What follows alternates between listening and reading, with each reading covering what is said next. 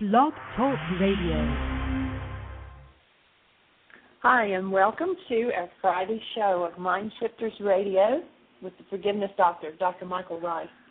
And the call-in number is 646-200-4169. Call in your questions or comments, or come into the chat room. We're out there and ready to receive any comments there.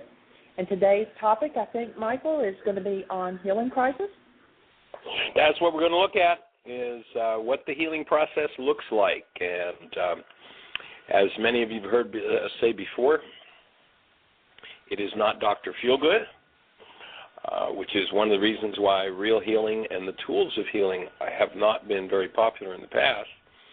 And I think because people didn't understand what was going on, there was a resistance to or an unwillingness to go through the healing process. So we're going to take a look at that dynamic of what in the system of medicine I'm trained in, naturopathic medicine, is called a healing crisis. And a healing crisis basically means that, or should I say the best way to look toward this is to recognize that the body is, what we call the body, is not physical, but rather is an energy system. You know, we've often talked about the idea of Einstein that says, on such things as matter we have been all wrong. What we have heretofore called matter is energy, energy whose vibrations have been so lowered as to be perceptible to the senses. There is no matter. So Einstein tells us matter doesn't exist. If Einstein's correct, then there is not a physical body. What there is an energy system. And that energy system, relative to it, there are two qualities of energy. There's that which builds the system up. There's that which tears the system down. When you put a tear-down energy into the system and you refuse to be responsible for it, what most people do is run off and find a way to weaken themselves. And that's generally done by taking a drug of some kind, whether it's sugar or caffeine or nicotine or a fifth of scotch or illegal or illegal drug. The energy system can be weakened by putting a poison into it. And when you look at the idea of symptoms, basically, if you came to me as a naturopath and said, gee, Michael, I've got this terrible cold, would you help me to stuff all this garbage back inside my body? And in essence, when they say, I want to suppress the symptoms of my cold, that's what they're saying, I would absolutely refuse. I would say, no, there's no way I would do that. That's a different form of medicine. And if you stuff it all back in, what do you suppose is going to happen to the tissue you stuff it in? Suppressing the symptoms of your cold. They're never going to find a cure for the common cold because the common cold is not a disease process. It's a healing process. If you come to me as a naturopath and say, I have a terrible cold, I'm going to say, hooray for you. That's awesome. I'm delighted for you. That says that your structure is vital enough to be throwing off some of the garbage that doesn't belong in it. Now, let's look into how you can open the eliminative channels to accelerate that process and come out the other side of it easier and more vital and in better health. So the healing process is an absolutely desirable result. You have two choices and two choices only. You either carry it around inside of you or you get it out of you. If you drug yourself enough, you'll never know what you're carrying around inside of you except by the degenerative processes that take place. The flus, the emphysema, the cancers, the degenerative processes are a result of locking into tissue, locking into the energy field, energies that don't belong there. So with your terrible cold, I'm going to say, great, your lungs don't need that stuff, your sinuses don't need that stuff, and wherever you're removing it from your structure, that tissue doesn't need the load of whatever that toxic substance is. And usually mucus has two purposes in the body. One of them is a thin, watery fluid to act as a lubricant. But the second one is when it thickens, it's designed to trap toxicity so it doesn't get into the cell. And so when the body becomes vital enough and strong enough to throw off what doesn't belong, the energy starts to move out of the system, and on the way out, it looks exactly the way it looks on the way in. So there are three levels of symptoms that you can trace when you go into a healing crisis. On a physical level, it looks like any kind of physical symptom you've ever had, and low energy. On a mental level, it looks like any kind of negative thought you've ever had, and confusion. On an emotional level, it looks like any kind of negative feeling you've ever had, and depression. That's what healing looks like. It's not fun, not Dr. Feelgood. However, it is awesome when you let yourself go through it. I was just speaking to a young lady who was at our workshop last night, and I met her at one of the medical offices I was doing some work in earlier in the week. And she shared with me that, her life was going well, everything was wonderful, except she had some pain going on, and that she had asthma symptoms and could not take a full breath. And last night she was at our workshop, and in great grief and pain and tears, left the workshop early. We communicated this morning, and she said, it's interesting. I had this crazy night, all these dreams, coughing, tears, crying, grief, pain. An issue that we'd raised in the workshop resonated some brain cells in some places where she had some work to do. But the awesome thing was that what she shared with me this morning was, this morning, for the first time in years, with having had asthma, I was actually able to take a deep, full breath. That's called healing, folks. It wasn't fun for her to go through it. It wasn't Dr. Feelgood. She may be listening to the show. She said she may be a little shy about calling in to talk about it, and that's cool. But I think I've shared that pretty accurately, and, it's just awesome when you understand what the healing process looks like. So, Jeanie, any questions in the chat room or any callers that have anything to say? No, we have several people out on waiting in line, but they're not raising their hands that they have a question or anything. We've got about 8 people in the chat room. Nobody's asking questions out there either. So why don't you share, this is something that goes on. It's not just someone that's first come to this work. You experienced a healing crisis here just a few weeks ago. Oh, man. I've been doing this work for 40 years. One of the signals that tells you that you're going through a healing crisis is that you've reached a new level of vitality. There are actually 4 things when you become symptomatic that you can check out to see if your symptoms are a disease in process or healing in process. And one of the questions you ask yourself is, have I been doing more and more of the right things? The second thing is, just before this started to happen, had I reached a new level of vitality, which is going to happen if you're doing the right things? The third thing is, what's happening with your elimination as your structure throws off what does not belong? Then that toxicity, when it goes into the eliminative channels, it creates excessive elimination. It's not Dr. Feelgood. And when it dumps into the bloodstream, it hits the brain, and blotto, it's like, what happened? I'm usually a normally intelligent person, and I can use a whole sentence logically, and all of a sudden, when that toxicity hits the brain, it's like you can't think 2 thoughts in a row. I remember one time I did a particularly powerful workshop in Miami. I was living in Fort Lauderdale at the time, and I had been living in the same house about 4 turns off the interstate for 5 years. The workshop was in Miami. We had a group of about 200 people, and the energy of the group was just awesome. It was rocking. Fortunately, my body, when it goes into a healing crisis, usually waits until I've got the time to go through it. I'm blessed that way. So I finished that workshop. The people that were sponsoring the workshop had put me up in a hotel in Miami, so I went back to my room, and both ends opened up, and I'm in major process. I left the next morning. I drove back to Fort Lauderdale, and there was so much toxicity releasing in my system that when I got into Fort Lauderdale, now I'm a fairly intelligent guy, and I know where I live. I've lived there for 5 years. It's 4 turns off the interstate.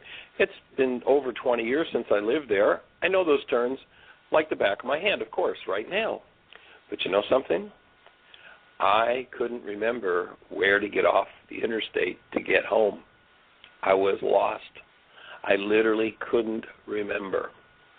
Now, once you realize that that's healing in process, you keep doing the right things instead of running out to get a pill or a fifth of scotch to shut it down.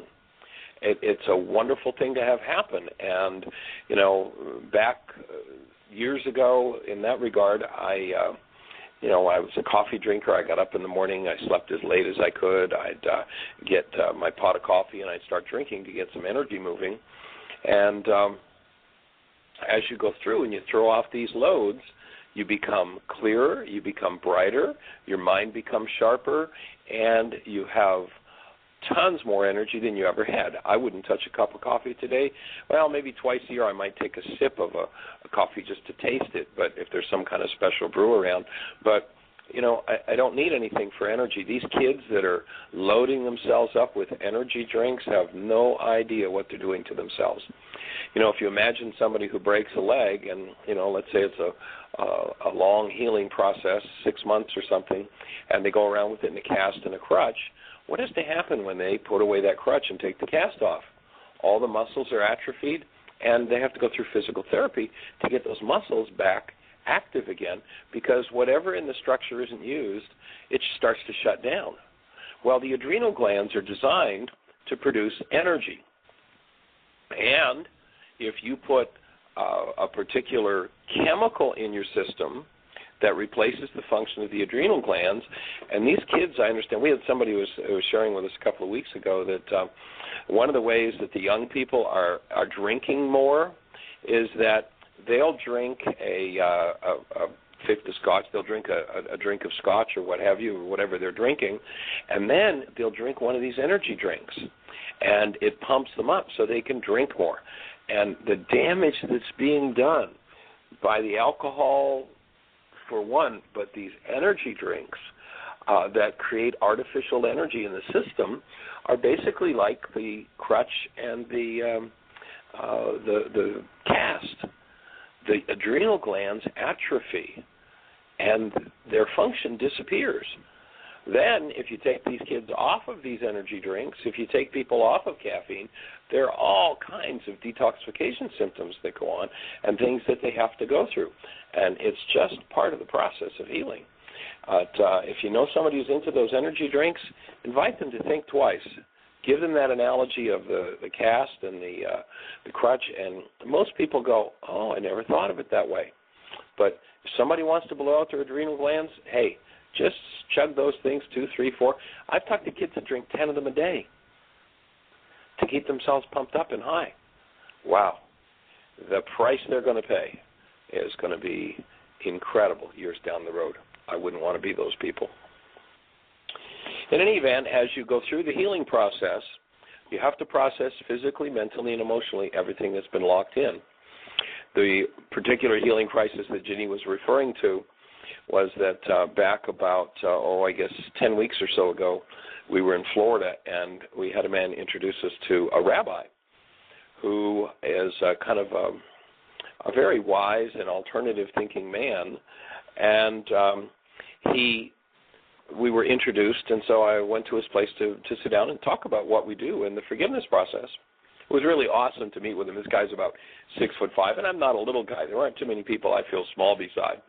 But he, after about 3 minutes of conversation about the Aramaic, one of the things he said to me was, all of our Jewish wisdom keepers spoke Aramaic. We know that. That's where the wisdom is. And so we got about 3 minutes into the conversation about the Aramaic idea of forgiveness, and he was just like, whoa. And this guy stands up. It's about 3 minutes after meeting. He stands up and he reaches his arm out and he says, come here, give me a schnuzzle. And he gives me this big hug. He's like, we're on it. Let's do it. Would you present at our Shabbat service on Friday night? And then they have a Kabbalah class, a wisdom class on the following week.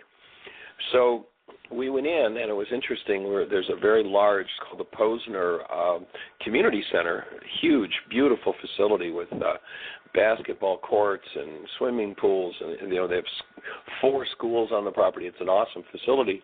And one of the things they have in the facility is a Holocaust museum. We had about 40, mostly Jewish people at this workshop, and as we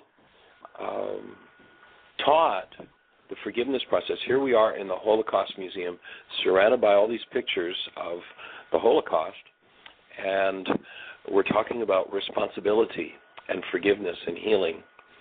And I think Jeanie will affirm, she's been in, I don't know how many thousand workshops in the last 6 years since we've been together, but it was, without question, the highest energy workshop I've ever done. The space of receptivity, the energy of the group was awesome. I had taken a quote along that I was going to share from someone who had been in the Holocaust. It was actually a quote that Dr. Tim shared with us a few weeks ago on the radio show about a man who was an attorney and watched his whole family and everybody in his town slaughtered by the Germans. And they wouldn't kill him. He begged to be murdered with them. And they wouldn't because he was bilingual and he was useful to them. And the physician who wrote about it spoke of how that when they went in, to the camps and liberated them, the medical condition of virtually everybody was just a disaster. But there was this one man who was vital and bright-eyed and clear and strong, no atrophy of muscles. He was, a picture of health. And the physician who was in the liberating group figured this guy, well, he's probably only been here for a few weeks. After he got to sit down and to speak with him, the man said, no, I've been in this camp for 6 years. And virtually everybody in those camps who had been there for 6 years were next to dead. And he said, how did this happen? What happened? He said, and it's interesting, instead of being on a legal basis or on a religious basis, this man said, I'm an attorney. I've watched what hate does to people. And when I stood and watched them killing my family, I knew that I had two choices. I was either going to stay connected to love and love, even those who had just murdered my family, or I was going to hate. And having seen, as a lawyer, what hate did to people, I decided I was going to love. There were many different nationalities in that camp, and this man was friends with everybody, and there were all kinds of competing factions, and people would fight with each other, etc. The Polish and the every different country that was represented in the camp tended to have dividing lines along their nationality, even though they were all Jews. And this man was a friend to everybody because he had chosen to love, and through all of it, the lack of food, the horrific conditions, he remained strong and vital and bright and clear and loving. So I wasn't sure if I was going to share that, and as I was doing the Why Is This Happening to Me Again workshop and the Aramaic Forgiveness, someone said, well, what about something like the Holocaust? And so I went in and shared that story, which, is really following the first law of Yeshua, which is you got to maintain a condition of love. You got to keep a human life going if you want to be vital. And if you want to devitalize yourself, give up your human life to hostility and fear, and you will destroy yourself. So as I shared this, the energy of the group was just so awesome and so powerful. We got out of there, and I was flying higher than a kite. And of course, when that happens, you know what's coming soon. The next morning, one of my tongue-in-cheek lines is, you're lower than a snake's belly. Well, I was lower than the snake's belly, and I had one of the deepest, most painful healing processes I have ever been in. It went on for almost 2 weeks, and I was in excruciating physical pain with it. And understanding, yep, there it is. Night before, I just went into this extremely high state. I knew exactly what was going on, and having that knowledge allowed me to stay in willingness to go through the symptoms of healing and recognizing that whatever went into my structure, I had to allow to be removed from my structure. And that was my healing process in that particular occasion. So a lot of people who don't understand that become symptomatic and go, oh, doc, I need a pill. Oh, give me something to shut this down. No, you don't want something to shut it down. You want to hold willingness. You want to stay connected to love. You want to make sure you keep doing the right things. And you have to be careful what cravings come up, because when we deny and dissociate from something, when we lock an energy in that doesn't belong, we anesthetize ourselves against it, and whatever we used as an anesthetic, if somebody was a scotch drinker, then that fifth of scotch, there'd be molecules of that in the tissue where that trauma was stored. And when you unlocked that tissue, the molecules would be released, and you've got to be careful if you've ever been addicted to something, if you've ever been an addict, whether it's alcoholic or drugs or hostility, whatever it is, because as that starts to release, the mind can think of nothing else but what it used to originally suppress. And so it takes great willingness to come up and out the other side and refrain from using that drug and stay with willingness and keep doing the right things, keep doing your work. So a reliable indicator that your symptoms are healing in process: 1, have I been doing the right things? 2, had I hit a new level of vitality just before? 3, what's happening with my elimination? In the disease process, there's a tendency for there to be a restriction elimination. In a healing process, there's a tendency for there to be an increase in elimination. And we're talking about all of the eliminated organs. We're talking about the bowel, the urinary tract, the skin, the mucous membranes, the lungs, the sinuses. Any and all of those organs can start putting out excessive amounts of waste. Again, the common cold. You don't want to stuff that stuff back in. There are ways that you can accelerate its release. And so a simple formula from the naturopathic tradition, if somebody has a lot of clogged eliminative organs, is that the clogging is mucoprotein bonds, which are difficult to break. And what we usually suggest is that you use a good, high-quality, clean, clear water, preferably distilled. You squeeze in a large glass of warm, not hot water. You want to keep the enzymes in the lemon alive. You squeeze a lemon, fresh lemon, and then you add as much cayenne pepper as you can take. And by the way, if you can find Nigerian cayenne, it tends to have more vitamin A than other cayennes, so that also helps in the detoxification process. So you add to taste as much cayenne as you can handle. And if you have trouble handling cayenne, there is at the health food stores a thing called cool cayenne that you can take in capsules. And it has a similar effect, but it doesn't have the heat. They've somehow, I'm not even sure how they do it, but they call it cool cayenne. So you take as much cayenne as you can take, and then a little bit of maple syrup, which if you get the lowest grade maple syrup you can, it is not refined and the minerals are still in it. And so you get that mineral support that balances the tartness of the lemon. It makes a really nice drink, and you drink as much of that as you can, as hot a cayenne as you can take.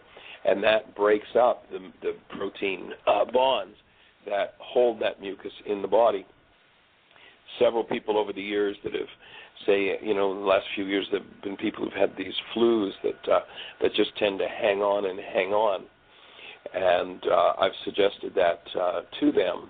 Here's what I would do if I were in that position. And they've done it, and all of a sudden the flu that hung on for 3 months is gone in 3 or 4 days. It's a way to open the eliminative channels, accelerate the healing process. So, Jeanie, we have any questions or callers? Well, actually, we do not have, I know we're expecting some people to call in about the healing crisis, and they have not called in yet. However, we do have another situation going in the chat room, and she says, that this isn't along today's topic, but she does have a question. My 9-year-old daughter and I have a huge struggle with her homework. I shadow and nag, and she gets the work done. Today, I get a note that there are 7 homework assignments that are missing. We had a blowout, and I'm beginning to feel anger and resentment towards her because I dedicate so much time to her at the expense of my 2-year-old and myself. What to do? I don't want to begin hating her. And so I replied back and was saying there were only 2 things, love and a cry for love, and that she was crying for love. And then about that time you were talking about the Holocaust incident and that you have the choice to either be loved and to love or to hate. And she wrote back and said, of course I love her. and we've given her a lot of sympathy and passes for her school performance. It's just that today I reached a tipping point of enough is enough. We pay for private school, have a tutor, and then I sit with her for 2 hours every night, helping her and encouraging her to instill self-confidence in the work, but it's not working. As all parents, I do stress the importance of school and even applaud C's. And I told her that Shakespeare said our words fly up when our thoughts remain below, and that she might want to look at her words and see what's really lying underneath the surface that needs healing on her part. And I suggested that she do some responsibility communication with her daughter to help open up that space. But, she used words of shadowing and nagging and anger and resentment, and that they had a blowout. And so there's definitely, and then topped it off with, she didn't want to begin hating her. So I know, we say, well, I didn't really mean that, but can you add to that what she needs to do to work this out with her daughter? Sure. Absolutely. That's an awesome situation that many, many, many parents face. I know when my kids were small, I faced it, and in some cases simply did not understand. But let me share a story. My children were both, conceived and born into this work. They do it pretty naturally. But I can remember a situation where my son and my daughter, my son was being kind of bullying with her. Of course, I never, as a kid, had any problems with my two siblings who were older sisters. I say that, of course, tongue-in-cheek. And, it was getting to the point, just like what you're saying, Mom, this is enough is enough. And so I kind of grabbed him by the scruff of the neck. Upstairs we go. We're going to have a talk about this. We're going to get this to the bottom of this. And so upstairs we go. Michael J., this is enough. This is going to stop now. And he looks at me. He's 8 years of age.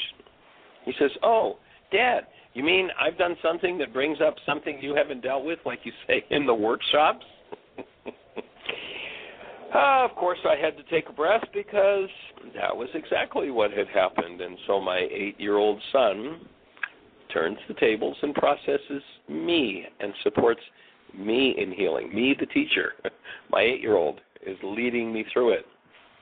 And, he was right on track. And, these words that you're using about this situation with your daughter, I would certainly invite you to go back and look at your relationship with your mom and where those words sourced, because I'd just about be able to guarantee that's where they sourced, with either mom or dad. And you as a kid, how did things go in school for you? Were you the grade A student, or did you have some struggles and challenges? And what I would invite you to do is to really start looking at and doing some worksheets around that. What ensued with my son after he processed me through that is my son opened up and started to share some things that he'd never spoken of before to anybody. And in particular, he told me how he remembered when he was about 3 that he hit his mother. And he started to process. I have to breathe on that one right now. So here my son opens a space for me to do some healing. And then, tapped in, he starts to process out some of the burdens that he's been carrying. And partway through that process, because he's familiar with still point breathing, he says, Dad, I need to breathe. And so my son lays down and goes into still point breathing. He's got the tools to process these things out. And his relationship with me and his relationship with his sister was never the same after that. There was a dramatic shift and a dramatic change. So, Mom, I would offer that one of your 77 times 70 worksheet issues. And if you'd be willing to call, maybe we could chat about this. If you'd call in on the call number, it'd maybe be easier to do than doing it through the chat room. And the call-in number is 646-200-4169, 646-200-4169. But, when you recognize that what you're feeling is your tipping point, that's about you. That's not about your daughter. And in fact, one of the things that will keep your daughter in that pattern is by you holding on to a tipping point. Because when I hold a tipping point in me, what I'm saying is, I have pain I don't want to face. I don't want to deal with that. And so, and we've talked in earlier sessions, if you haven't been with us, we've talked about what I call the psychic megaphone. And I had the privilege about 30 years ago of getting to do some work with a fellow named Marcel Vogel, who was a 23-year senior scientist from IBM. Marcel had the instrumentation in the laboratory with which to take a picture of the high energy waves that leave the mind when we think a thought. If I have mind energy about my tipping point, and my tipping point involves things like rage and thoughts of hate, then I'm continuously sending out a signal that will tend to resonate somebody into a behavior that matches that. In fact, one of the things in the Why Is This Happening to Me Again workshop I'll often speak about is that when we deny, we dissociate. What we dissociate from, we lock into tissue, and we can't see it, and we can't change it. And it's structured into every cell of our structure, including the sperm and the egg. And were we to conceive a child tomorrow, that child would have in its structure every thought we've ever thought, every feeling we've ever felt, every reality we've ever engaged in. She's made of the same genetics as you. And then kind of tongue-in-cheek, I'll then turn to people and say, well, let's see if we can prove that. Has anybody here raised children? And, most of the people have raised their hands. I say, has anybody noticed that having a child is like having your unconscious mind hang out in true living color and Dolby sound? And that's exactly what it is. She's made of the same genetics you are, Mom. She knows what your hot buttons are. And guess what? She doesn't have a stop button on that behavior. And the pattern that you refuse to face that involves rage, tipping point, and hate are frequencies that help to bring that forward in her, keep her mind confused or distracted or whatever it is around her schoolwork. She's going to tend to keep doing that behavior until somebody shows up and opens a space for your healing. Until you show up and say, this rage, this tipping point, this thought of hate is mine. I'm going to do some worksheets around this. I'm going to invite my daughter into the process of doing worksheets around this. And if you haven't been introduced to the reality management worksheet process yet, you can go to the website, www.whyagain.com. And on the right-hand side, you'll see a link that says Download Worksheets. The first two links under that link, one is the explanation of how to do the worksheet, and the second one is the worksheet itself. So we invite you to download those, start to do them, start to work with your daughter with it, and what you'll see is the most awesome healing happen for both of you. But as long as you keep that energy in yourself, and how do I know the energy is yours? We've developed a pretty complex test in this work, and it can be, quite challenging to apply, but it is something you can learn, and that is, how do you tell if something you're feeling, i.e. rage, hate, tipping point, how do you tell if that's yours or not? And the simple test is, am I feeling it? If I'm feeling it, then I know it's mine. Yes, my daughter is the trigger, the resonant field that does the behavior that brings it up. All punishment on the part of a parent is an attempt to shut the child down, to install a stop button so the child won't play out what we haven't dealt with.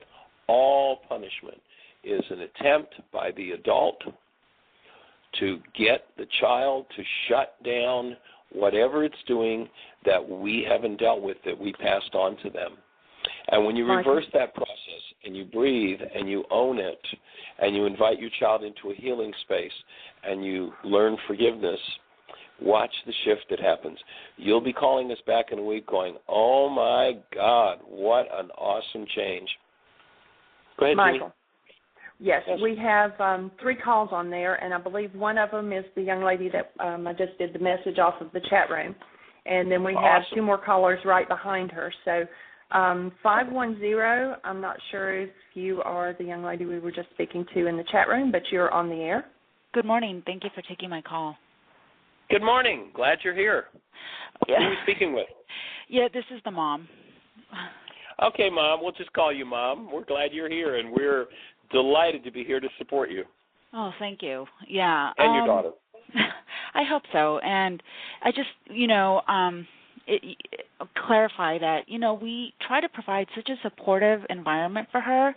Right. The issue is that, technically she should be in third, but because, now she's in fourth, and so there's a lot of older kids. And so I don't know if so we've discussed issues that she might find it stressful, overwhelming, and so, like I said in the chat, we allow for these things, we make allowances for that. But, right. But the fact that she does the homework at home, it was just like there's no excuse for not, if you do it at home and it's in your folder, why is it not being turned in? And, there's another issue that we thought about was she was an only child until she was 7, and then we had another baby. And I think that sometimes she's still dealing with not being the only one anymore. And I can see that, and I sense that from her that, there's jealousy and she feels, maybe neglected. Right. But, we try as hard as we can to balance all those things out. And so I don't know. I don't know what else to do. Big task. I hear you loud and clear. And what I'll offer is that the first order of business, she's bringing you to the edge of something that perhaps all your life you have been dissociated from. And that's where those words come from, tipping point, hatred, and on the verge of what sounds like rage. So the fact that you can experience those things means that they're in you.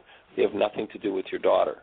Your daughter is the one who resonates it, who brings that up in you at this point. But she's not the cause of that in you. So the first order of business as the adult would be your task, I would offer, first and foremost, as opposed to figuring out all the stuff about her education and all of that. Your task as a parent, first and foremost, is to be the space of love. And what will happen with us as parents, and I'm saying this from experience, I have 3 kids, and what I'll offer is that your child is going to give you every opportunity that you need to process everything in you that is unlike love, because they come out of the same genetics as you. And so I'd offer that the first order of business, if you go back to Yeshua, he gave us a very profound thought. He said, why are you trying to take the speck out of your brother's eye while you have a log in your own? Mm-hmm. Okay. And I'd offer that capacity for that kind of disturbance for you is your work in this situation. And trying to figure out how to support your daughter out of that dissociated hostility and fear in you is going to be an extremely difficult task and will probably never work. If you go to the worksheet process and you start working the worksheets around this whole issue, so your daughter would be the object of attention. What happens? She's not performing the way she should in school. What am I feeling? I'm feeling on the verge of rage with the potential. Of course, I love my daughter, but with the potential for hatred to come up in me. What's my thought? Well, she's not doing it right, or she's not doing what she's supposed to do, or whatever it is. And it sounds like as a mom, you're really working hard to do it right. And perhaps, and so perhaps you don't need to do it right. Perhaps that's the cover story that's under the hostility and fear.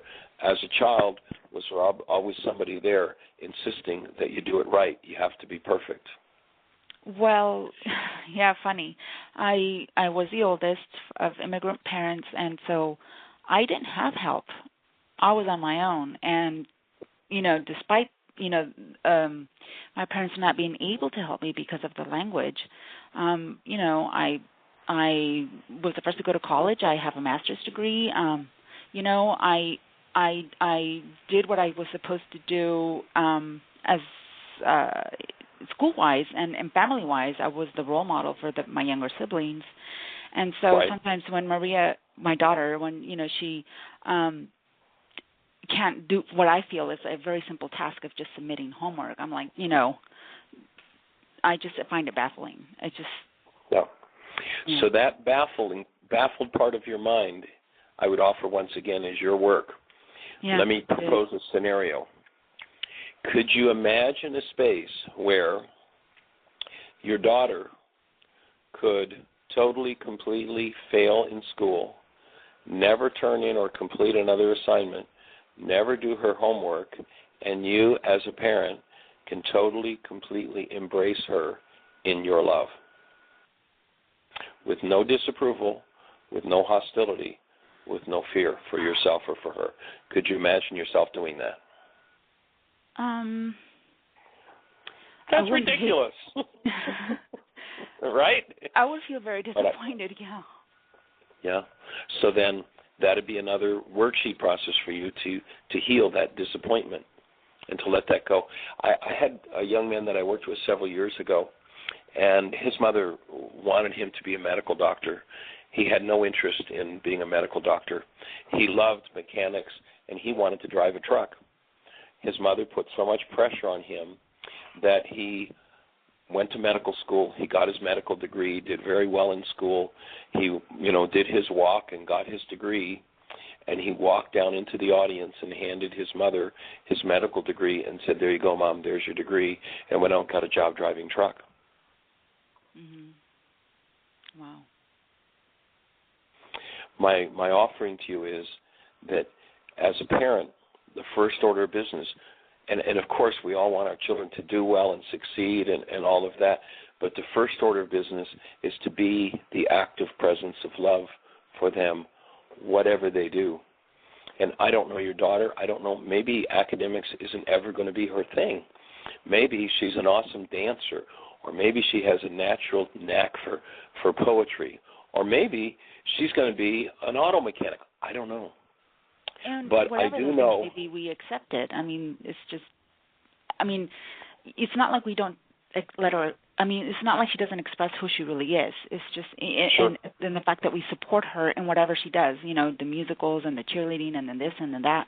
We do all that, and so right. I guess as a parent, it's the little thing that I expect back is at least meeting some requirements at school. Right. Yeah. I hear you. And perhaps again, go ahead, Jeanie. I was just going to say, perhaps if you can pull off one of the worksheets off the website, and I put the direct link out there in the chat room, and perhaps ask your daughter to sit with you and say, I have an issue that's coming up for me, and it involves you, but it's my issue, and I would like for you to sit with me and help me go through this. Okay. And do the worksheet, and maybe she doesn't even realize, we all have different realities, but I think that it could open the space for the two of you. I think that sounds very good. Awesome. Yeah, I think that would be an awesome thing to do and to own.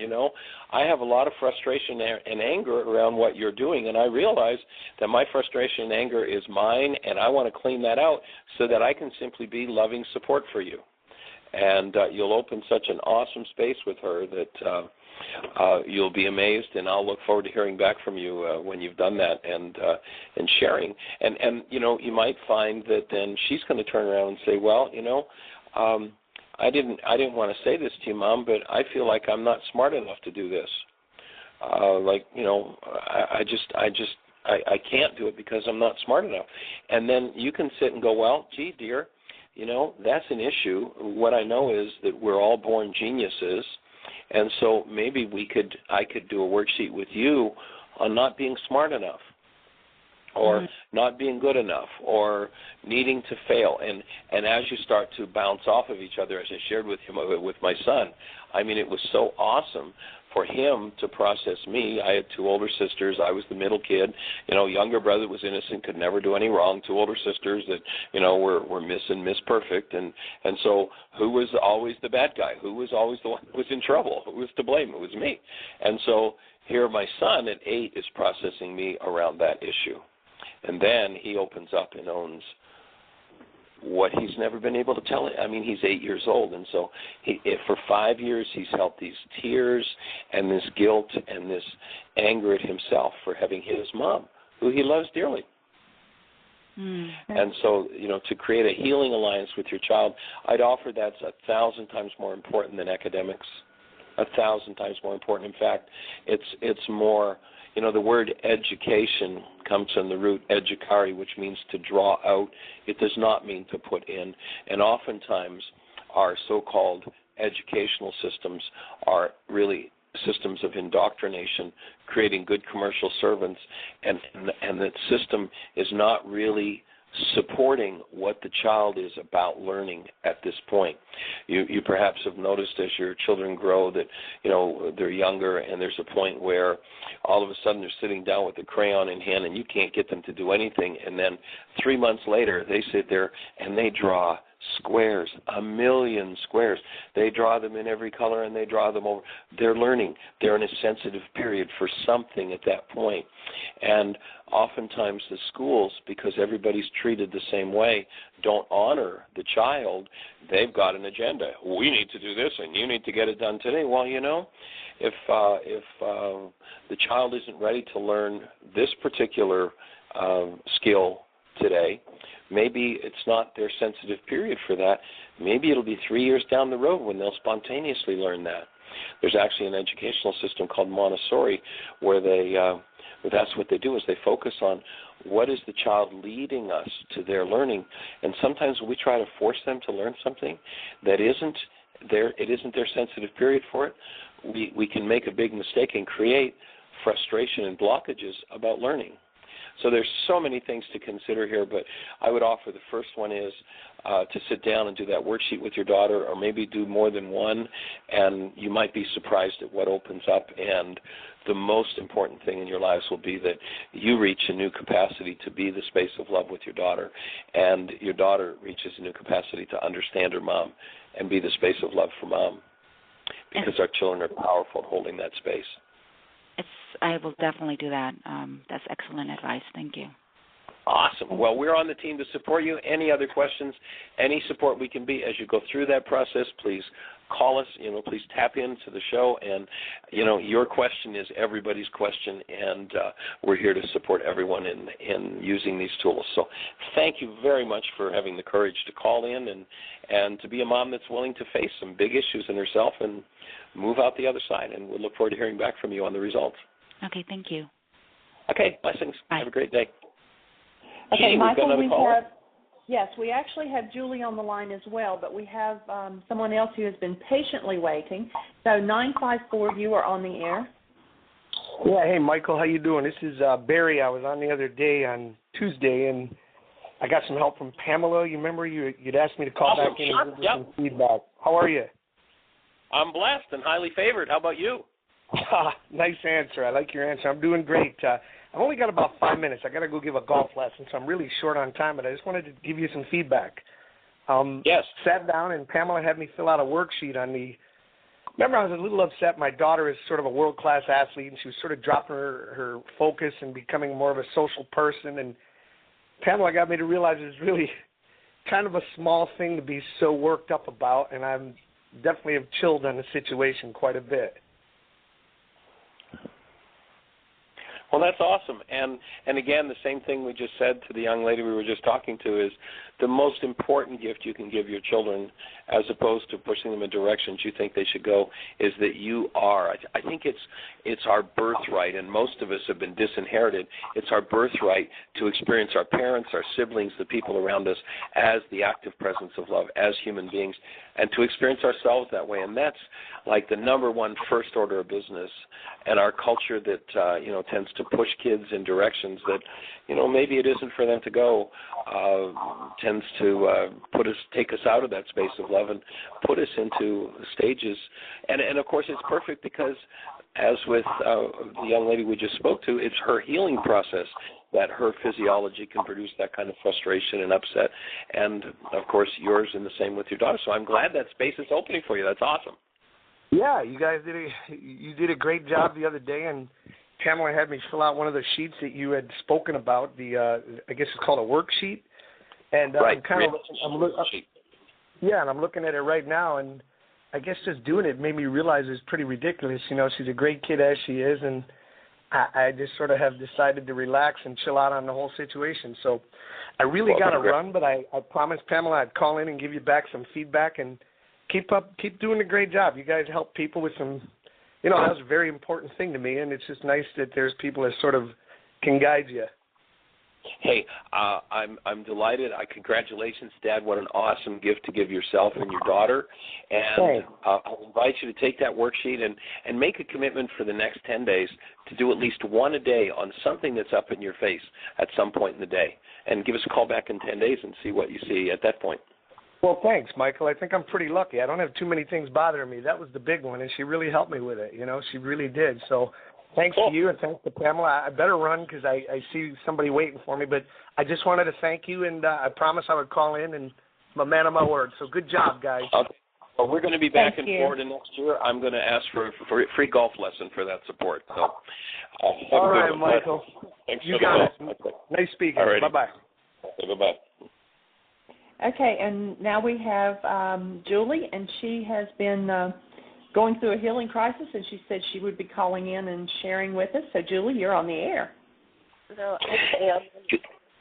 Good afternoon, Julie. Of course, we're still in morning time here, but I'm glad to hear your voice again. And for those who don't know who Julie is the author of the book, Healing Children, Loving Children, based on this work. And she was an inner-city school teacher in Dayton, Ohio, who Julie's been doing the work for 20-some years now, I guess going on probably 24 years.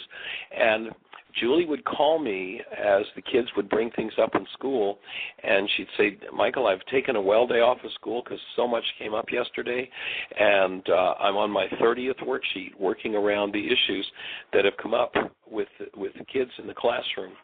And so when I was talking with Julie this morning, and she actually set the tone for our topic today, and I was hoping that we'd have had more time, and if appropriate, maybe we can continue this conversation tomorrow because we're down to about 8.5 minutes or so on the show. Well, it'll have to be Monday. This is Friday. But yes, of course, Monday. But anyway, would you like to share a little bit about what you want to share about your healing crisis, Julie? Yes, Michael. One of the things that I would like to say to everybody is that, doing your healing is a journey, and that, you need to know how to do the journey. And I really want to put a plug in for going to intensives. I did an intensive every summer. And the reason I did that intensive is that I would heal part of me and energize me and learn new things, meet new people, and continue to do my work. When we are a vitality of a 5, let's just say, and we go and do an intensive, we will have a vitality of however many people are there. And that helps us push through issues and live a lighter life. And also, Michael always teaches us how, what the process is going to look like, what to do, what tools to use, and it's like creating a support system, which he's doing right now on the radio, is creating a support system, and we all need to have some semblance of support. I've been blessed because I just had the desire to heal, and I feel like I have a loving usher to usher me forward in my healing process. Not everybody necessarily has that, but I have really loved making my connections at Heartland and also evolving and then being able to go back to my home space and I would be energetically a different person because I had moved through issues. And now that you've retired from school teaching, you're a permanent resident of Heartland, which is an awesome gift to everybody because each summer you usually mentor people in worksheets, and you are, no question about it, the worksheet queen. And let me just share, for those who might not have been on the show last week, Julie called in, and she had been guided to do I believe it was a 10-week series with a group of people from Dayton. You did it on the phone, and you were spending a couple or 3 hours a day. Was it daily or weekly with them? People from all over, and it was 10 weeks, and I asked them to make a commitment of doing 2 worksheets a day. They had to do certain things to be part of the program. And right. I also, prior to that, I had been doing juicing and increasing my vitality through greens and getting onto a raw diet. And so I was increasing my vitality also. And then what we did was these people, some of them were in Hawaii, some of them were in the Carolinas, some of them were in Dayton. You know, they were all different places, but we met one day a week, assigned time for 2 hours plus.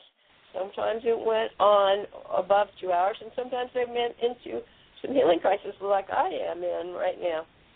But the whole thrust of the program was to pattern them in how to do the worksheets and get them to see the wonderful vitality that they could have, enthusiasm, and through their own healing.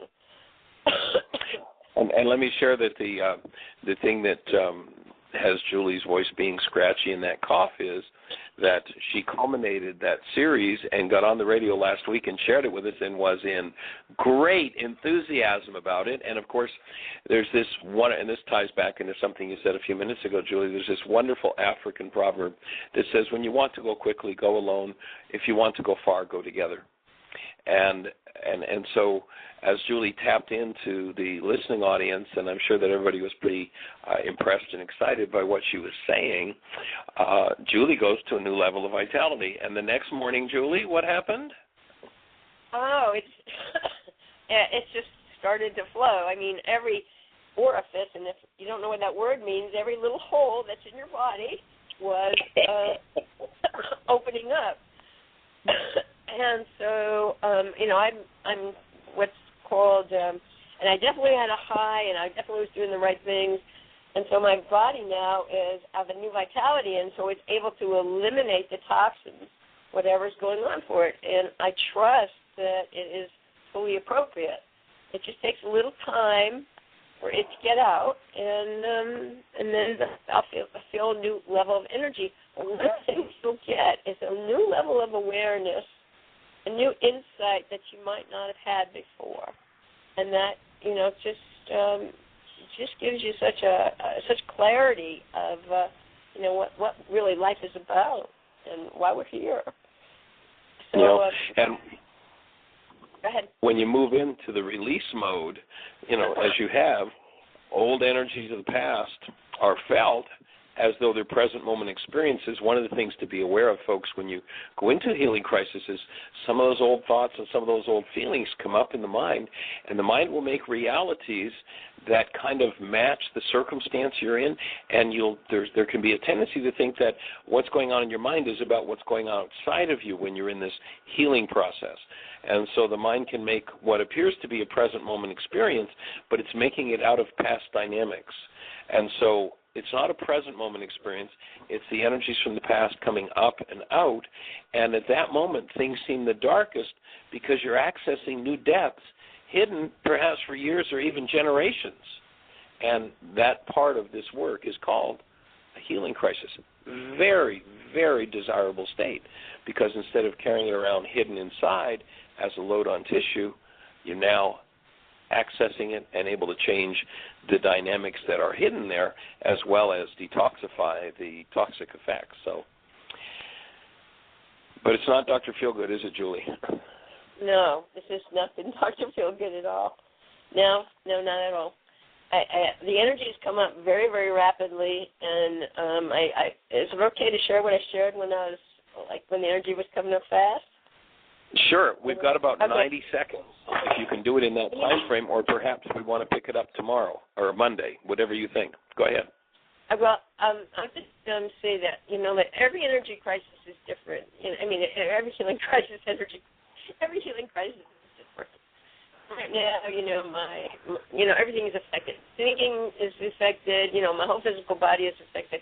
However, one of the things that this time that happened was that the energy was coming up rapidly, so rapidly that I was having difficulty breathing, and I was coughing, sneezing, and I was raising up in my bed, thinking, oh my gosh, I can't get breath in here. And at a particular point, I said, God, this is too violent, and that speech is important to me, So I said, wow, that's an interesting tweet. And then I asked God for support. As soon as You've got about 30 seconds left. Okay, as soon as I did that, I got support. Okay, talk to you later. The shift happened. Can we pick this up on Monday, Julie? Because I think there's a lot more wisdom you have to share around this process, and I'm sure everybody would love to hear it. Okay, if you like. Awesome. Well, we've got about 8 seconds left. We're here to support you in having the best year yet of your eternal life. We hold the space for you, and we'll look forward to hearing you on Monday. Bring a friend with you on Monday. Let somebody else know about the show. Help us build and grow the process. Blessings.